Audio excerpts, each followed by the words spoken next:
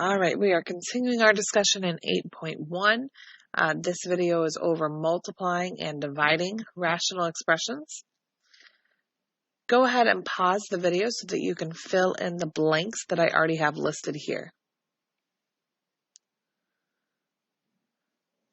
When multiplying, you do not need common denominators. Remember, rational expressions are just expressions that are really fractions. And whenever we multiply fractions, we don't need common denominators. The first thing that you should do, just like simplifying that we did in the previous video, is we are going to factor everything first. Once everything has been factored, we can multiply the top times the top and the bottom times the bottom, just like multiplying fractions. Multiply the numerators, then multiply the denominators. And then finally, you're going to work to simplify. So let's work through E and F here. Now in E, those are all one term on top and bottom of each of those rational expressions. So I don't need to factor anything for those.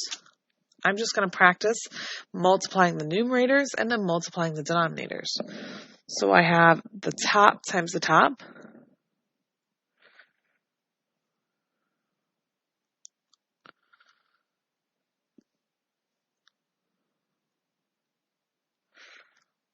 And then the bottom times the bottom.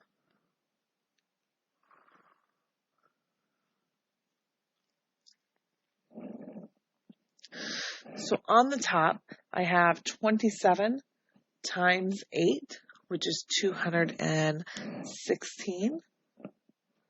And all of those variables can be combined. None of them are the same, so their exponents are going to remain the same.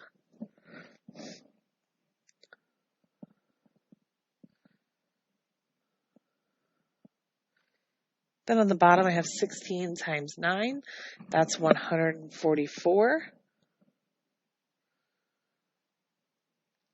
And I have 1x.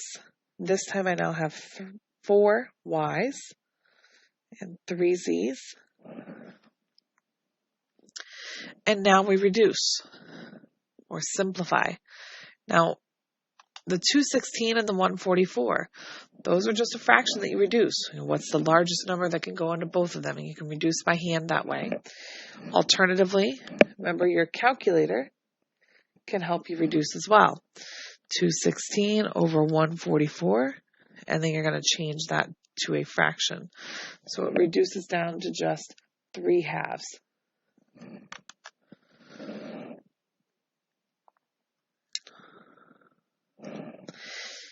I have an x squared on top and an x on the bottom. Remember, our exponent rules mean that we're going to divide exponents, so we're going, or divide the bases, so we're going to subtract the exponents. So I have an x remaining on top. The y's are completely gone. Again, this goes back to our simplifying that we did yesterday. Each of these are just factors. And so if it's helpful for you to put them in parentheses as separate factors so that we know that we can cancel, that's absolutely fine. I have a y to the 4th on top, a y to the 4th on the bottom. They're gone. The z on top, z cubed on the bottom, leaves me 2 z's on the bottom. So my final answer is just 3x over z, 2z squared. Now, the next one, these all have different terms in them, so it requires us to be on our factoring game here. So we are going to factor the top and factor the bottom of each of these rational expressions. That means that you're going to have to use your box. You might need a little bit more room. But if you're watching this video, I want you to pause it, and I want you to practice this factoring on your own, and then you can check your answer with what I have.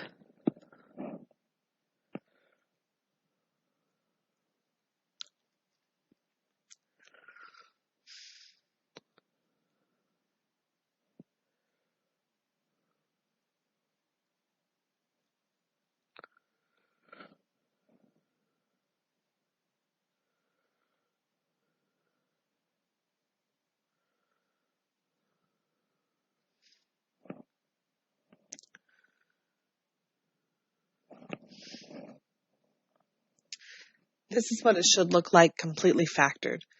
And remember, when we are multiplying, we're multiplying the top times the top, the bottom times the bottom. So what's going to happen is it's going to make it one giant fraction. Step 3 is just to simplify. So we are looking for identical factors on the top and identical factors on the bottom. So I have an x minus 7 on the top, and there's an x minus 7 on the bottom. I have an x minus 4 on top and an x minus 4 on the bottom. So both of those are going to get to cancel, leaving me with just x plus 3 on top, and on the bottom, x minus 2, x plus 5. It's really not necessary to FOIL that back out. Leave it the way it is. If you did, it wouldn't necessarily be wrong. You're just opening yourself up to potentially more issues. Now that we've taken a look at multiplying, let's take a look at dividing. Dividing has many of the same rules. It does not require any common denominators. One of the common things we see is people trying to take the denominators and make them common, especially after we learn to add and subtract. So please be very careful and don't fall into that trap. The second step is to flip the second expression. Remember, to divide fractions, we multiply by the reciprocal. So please, please, please make sure that your second fraction is always flipped into the reciprocal. And then we're going to follow those same rules for multiplication, where we do top times the top, bottom times the bottom. Just like in multiplication, our first and our last step are factor everything and then simplify. So in looking at G, those do not have any addition or subtraction signs, so there's no factoring that's going to happen here. We're just going to skip down to the second and practice the actual division process. So we are going to rewrite the first fraction the way it is.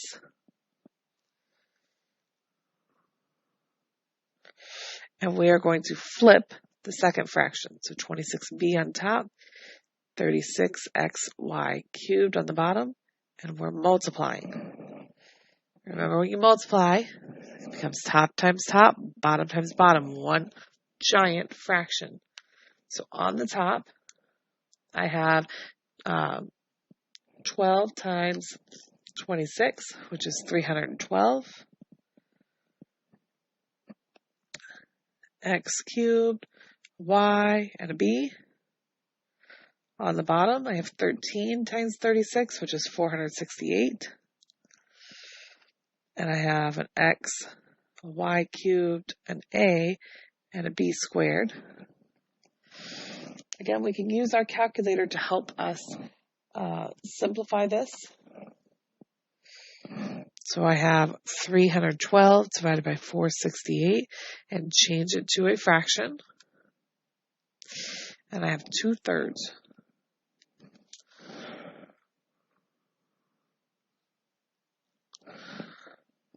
Taking a look at the variables, I have x cubed on top and x on the bottom, leaving me with x squared. Y on top, y cubed on the bottom, leaves me with a y squared on the bottom.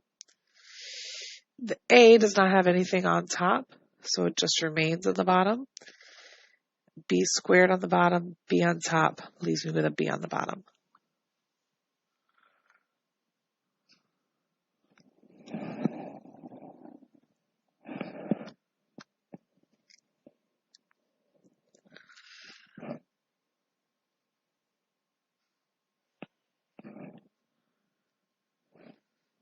Now we're going to get some more practice with our factoring. We have x squared minus 4x minus 21 on top. And then the bottom, we have x squared minus 6x plus 8. So take a moment, pause the video, and try and factor this on your own. You're going to need your boxes and all of that. But our first step is to factor the top and bottom of each of these.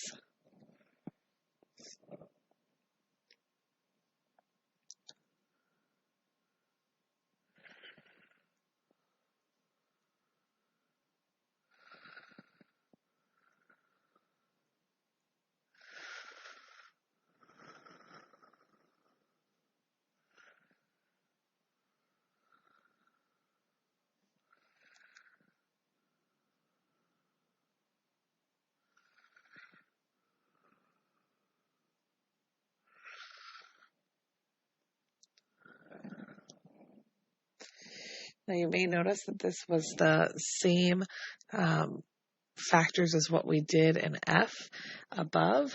So it should have been pretty easy for you to check to make sure that you're doing it right. And if you didn't do it right on the previous one, hopefully it gave you another opportunity to get those factors right.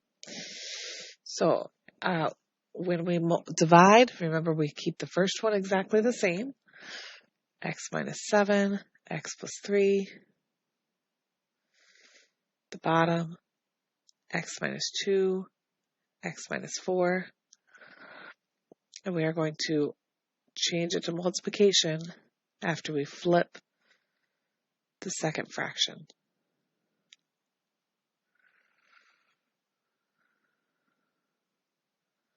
So flip the second fraction, and now we have multiplication, one giant fraction.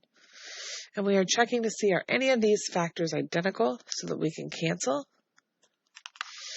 I have x minus 7 on top and bottom, x minus 4 on top and bottom, and I'm left with just x plus 3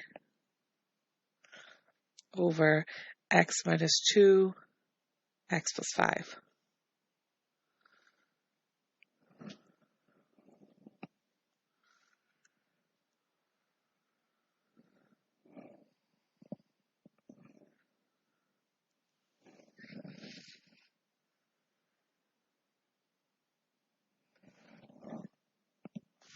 All right, for H, again, our first step is to factor everything, top and bottom of both fractions. The top, I hope you can recognize, of the first fraction is going to factor down using that pattern we've used a few times already. A minus b and a plus b, or a plus b, a minus b, whichever way it goes about it. The bottom, before you start into your box, please recognize that I could take a 3 out of all of that.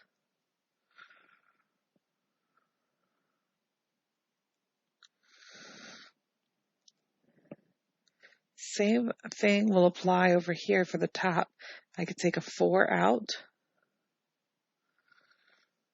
And the bottom over here will factor to a plus 1, a minus 1.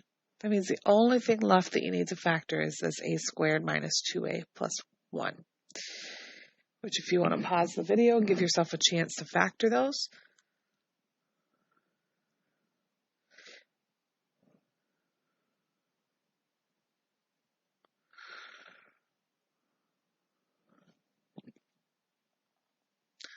And we'll factor down into a minus 1, a minus 1. When dividing, we keep the first fraction identical.